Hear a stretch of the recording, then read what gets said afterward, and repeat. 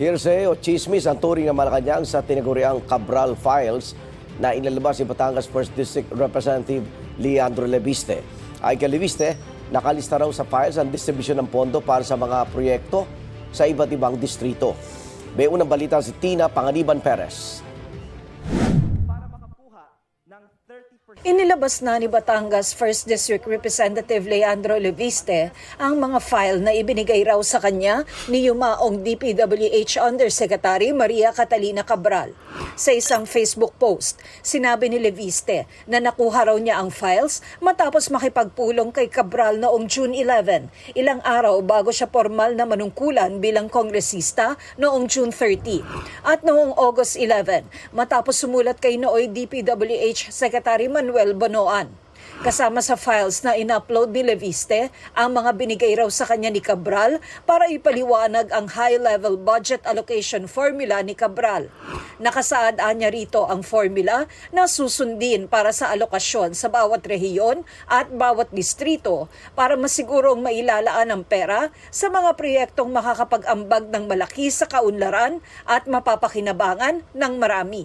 Pero sabi ni Leviste, hindi ito nasusunod. Ang lumalabas po, wala talagang formula.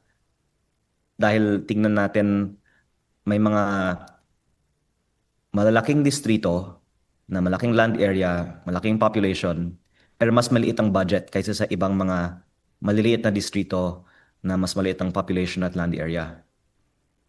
May mga distrito na mahirap na kailangan ng pondo, pero maliit ang budget.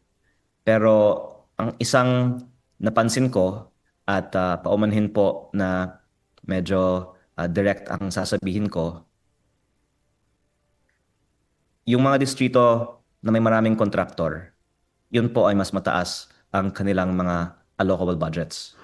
Sa isang kasunod na post, inilabas naman ni Leviste ang binigay raw sa kanya ni Cabral ng 2025 DPWH budget per district summary. May nakalagay ritong NEP restored na mahigit 401 billion pesos. Ang NEP restored po ang taon-taong alokasyon.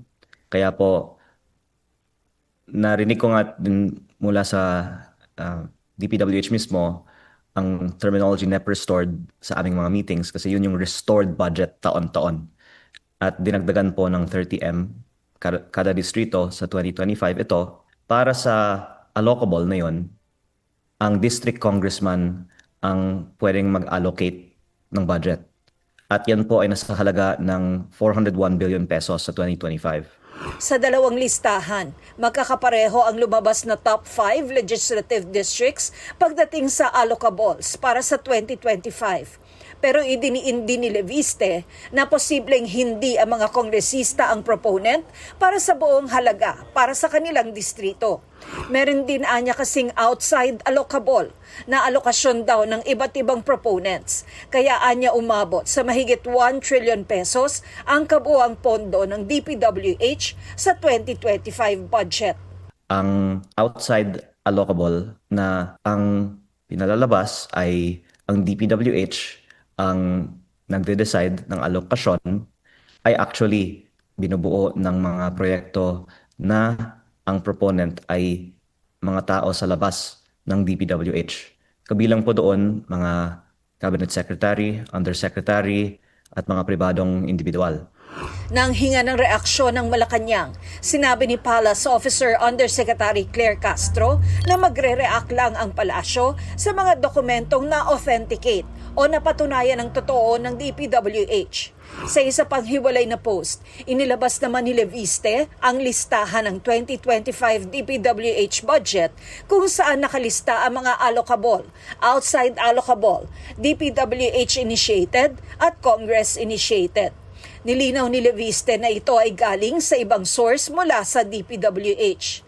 Makikitaan niyang tumutugma ang impormasyon sa ibinigay umano sa kanya ni Cabral.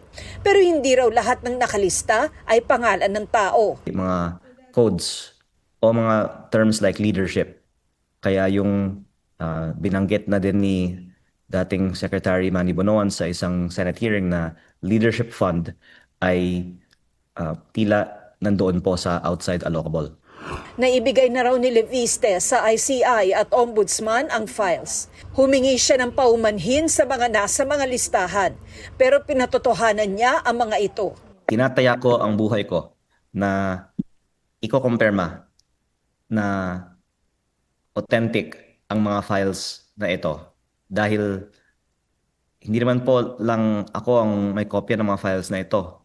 Marami pong iba ang mga nakakuha ng mga files na ito sa DPWH. Sinusubukan pa naming kunin ang panig ng DPWH. Ito ang unang balita. Tina Panganiban Perez para sa GMA Integrated News.